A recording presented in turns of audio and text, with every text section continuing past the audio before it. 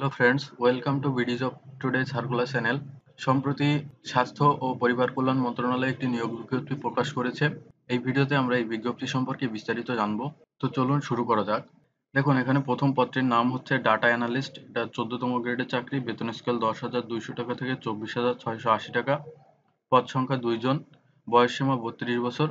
শিক্ষাগত যোগ্যতা কোনো স্বীকৃত বিশ্ববিদ্যালয় হতে অনন্য দ্বিতীয় শ্রেণী বা সমমানের সিজিপিএ-তে স্নাতক বা সমমানের ডিগ্রি এবং কম্পিউটার ব্যবহার সংক্রান্ত ওয়ার্ড প্রসেসিং, ডাটা এন্ট্রি ও টাইপিং এর নিম্নরূপ সর্বনিম্ন গতি থাকতে হবে। বাংলায় প্রতি মিনিটে সর্বনিম্ন 25 শব্দ এবং ইংরেজিতে প্রতি মিনিটে সর্বনিম্ন 30 শব্দ। এই পদটিতে বাংলাদেশের সকল জেলার প্রার্থীগণ আবেদন করতে পারবেন। দ্বিতীয় পদটির নাম হচ্ছে 60 মুদ্রাক্ষরিক কাম কম্পিউটার অপারেটর। এটা 14তম গ্রেডের চাকরি। বেতন স্কেল 10,200 টাকা থেকে 24,680 টাকা। পদ সংখ্যা 1 জন। বয়সসীমা অনূর্ধ্ব 32 বছর। বিভাগীয় প্রার্থীদের ক্ষেত্রে 40 বছর পর্যন্ত শিথিলযোগ্য। শিক্ষাগত যোগ্যতা কোনো স্বীকৃত বিশ্ববিদ্যালয় হতে অনন্য দ্বিতীয় শ্রেণী বা সমমানের পরীক্ষায় উত্তীর্ণ। কম্পিউটার ব্যবহারে দক্ষতা এবং মন্ত্রণালয় বা বিভাগের সংযুক্ত অধিদপ্তর বা পরিদপ্তর এবং দপ্তরের কমন নিয়োগ বিধিমালা 2019 এর তফসিল 2 ও 3 অনুযায়ী গৃহীত পরীক্ষায় উত্তীর্ণ। এই পদটিতেও বাংলাদেশের সকল জেলার প্রার্থীগণ আবেদন করতে পারবেন। তৃতীয় পদটির নাম হচ্ছে প্রধান সহকারী, গ্রেড 14। বেতন স্কেল 10,200 টাকা থেকে 24,680 টাকা। এটির পদ সংখ্যা 5 জন। বয়সসীমা অনূর্ধ্ব 32 বছর। শিক্ষাগত যোগ্যতা কোনো স্বীকৃত বিশ্ববিদ্যালয় হতে অনন্য তৃতীয় শ্রেণী বা সমমানের পরীক্ষায় উত্তীর্ণ এবং কম্পিউটার পরিচালনায় দক্ষতা থাকতে হবে। তার পরের পদটির নাম হচ্ছে অফিস সহায়ক, 20তম গ্রেডের চাকরি এটি। বেতন স্কেল 8,250 টাকা থেকে 20,010 টাকা। পদ সংখ্যা 5 জন। বয়সসীমা 32 বছর।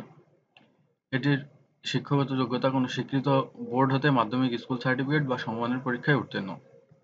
এখানে 4টি পদে আবেদন করা যাবে। 4টি পদটিতে বাংলাদেশের সকল জেলার প্রার্থীগণ আবেদন করতে পারবেন। আবেদনের শর্তাবলীগুলো এখানে দেওয়া আছে। 1 মে 2025 তারিখে প্রার্থীর বয়স 18 থেকে 32 বছর হতে হবে। আপনি রিটেনে টেকার পর মৌখিক পরীক্ষার সময় কোন কোন কাগজপত্রগুলো আপনাকে জমা দিতে হবে সেগুলো এখানে সবকিছু বলা আছে। আপনারা দেখলে পড়লে বুঝতে পারবেন। দেখুন, অনলাইনে আবেদন করার জন্য আপনাকে এই nipot.teletalk.com.bd এই ওয়েবসাইটের মাধ্যমে আবেদনটি করতে হবে। 25 মে 2025 সাল সকাল 10টা থেকে 25 জুন 2025 বিকাল 5টা পর্যন্ত। এক্ষেত্রে বলে রাখি, আপনারা যদি আমাদের মাধ্যমে আবেদনটি করতে চান অনলাইনের মাধ্যমে ঘরে বসেই কোনো ঝামেলা ছাড়াই, তাহলে আপনার প্রয়োজনীয় ডকুমেন্টস আমাদেরকে হোয়াটসঅ্যাপ করে দিলে আমরা আপনার আবেদনটি সঠিকভাবে করে দেব এবং আপনাকে অ্যাপ্লিকেশন ফর্মটি পাঠিয়ে দিব। আবেদন ফি মাত্র 30 টাকা।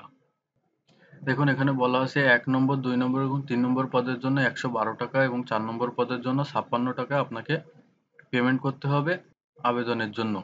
এখানে লিখিত এবং ব্যবহারিক পরীক্ষার বিষয়ভিত্তিক নাম্বার বন্টনও করে দেওয়া আছে। দেখুন, ডাটা অ্যানালিস্ট 7 মুদ্রাক্ষরিক কম্পিউটার অপারেটর এবং প্রধান সহকারী পদের জন্য আপনাকে লিখিত পরীক্ষা হবে বাংলায় 20 নম্বর, ইংরেজিতে 20 নম্বর, গণিতে 15 নম্বর, সাধারণ জ্ঞানে 15 নম্বর, মোট 70 নম্বরের পরীক্ষা হবে।